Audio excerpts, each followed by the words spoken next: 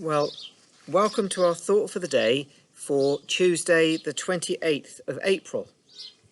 And our psalm today, Psalm 49, claims to be a psalm for everyone, everywhere, in every nation. Psalm 49, verse 1, "Hear this, all you peoples, listen, all who live in this world, both low and high, rich and poor alike." The psalmist says he's going to speak words of wisdom, words straight from the heart. In verse 3, "My mouth will speak words of wisdom, the utterance from my heart will give understanding."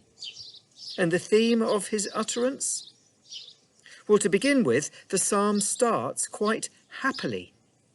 In verse 5, "Why should I fear when evil days come?" For such a time as this, our current days of lockdown and fear, maybe it starts well. Why should I fear when evil days come? Nice words. But reading on, we might suddenly wish we could pass straight on to Psalm 50. For having said, "Why should I fear when evil days come?" the psalmist continues by seeming to say there is every reason for us to fear every day of our lives, not just when evil days approach.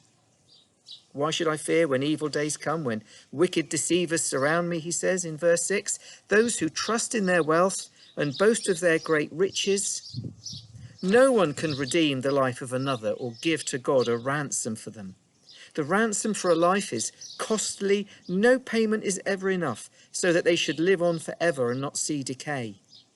For all can see that the wise die, that the foolish and the senseless also perish, leaving their wealth to others. Their tombs will remain their houses forever, their dwellings for endless generations, though they had named lands after themselves." In verse 12 of Psalm 49, "People, despite their wealth, do not endure. They are like the beasts that perish." Well, how cheery is that? What a dreadful psalm to have at any time, but especially just now.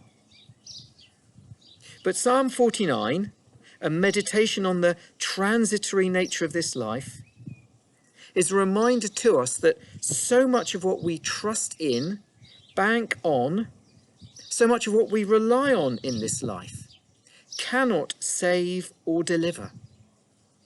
But also Psalm 49 reminds us that it doesn't have to either.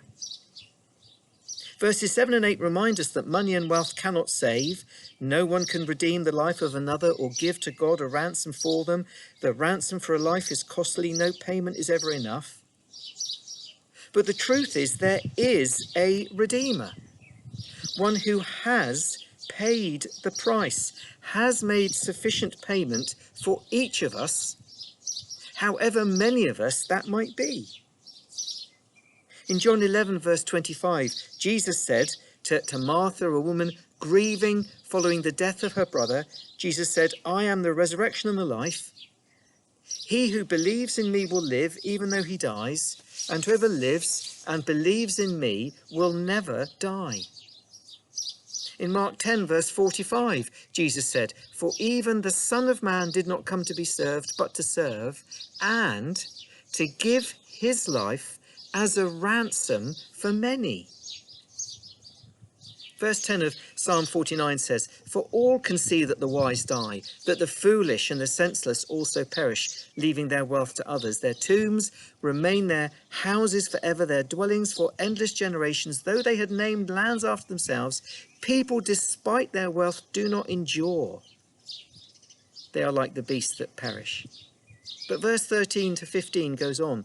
"This is the fate of those who trust in themselves, and of their followers who approve their sayings." This is the fate of those who trust in themselves rather than those who trust in the Lord. In verse 14, "Like sheep they are destined for the grave, and death will be their shepherd." But then it says, "The upright will rule over them in the morning. Their forms will decay in their grave, far from their princely mansions, but God will redeem my life from the grave. He will surely take me to himself. When Jesus said to Martha in John 11:25, I am the resurrection and the life. He who believes in me will live even though he dies. And whoever lives and believes in me will never die. Jesus then went on to say to her, do you believe this? Do you believe this? That this life is not all there is? Because if you do, then how you live this life and what you place your trust in it really matters. Those who trust in their wealth, who trust in themselves, are so busy holding on so tightly to all that they have and to themselves as to be unable to put their hand into the hand of the one who is reaching out to them. So Psalm 49 continues, do not be overawed when others grow rich, when the splendour of their houses increase. For they will take nothing with them when they die. Their splendour will not descend with them. Though while they live, they count themselves blessed, and people praise you when you prosper. They will join those who have gone before them, who will never again see the light of life. The psalm ends with verse 20, and it's grim. People who have wealth but lack understanding are like the beasts that perish. How grim is that? But it asks a vital question of us. What is it that we are trusting in now? What is it that we expect to take with us into the next life? If all we have worked for and given attention to in this life is the stuff of this life, well, we don't take any of that with us. But if you have trusted in him and spent your life in his service, there is a splendour waiting for you that you can't even imagine. Do not be afraid. Psalm 49 is a missionary psalm. It is not addressed just to Israel, to the people of God. It is addressed to anyone. It is addressed to everyone. Hear this, all you peoples. Listen, all who live in this world, both low and high, rich and poor alike.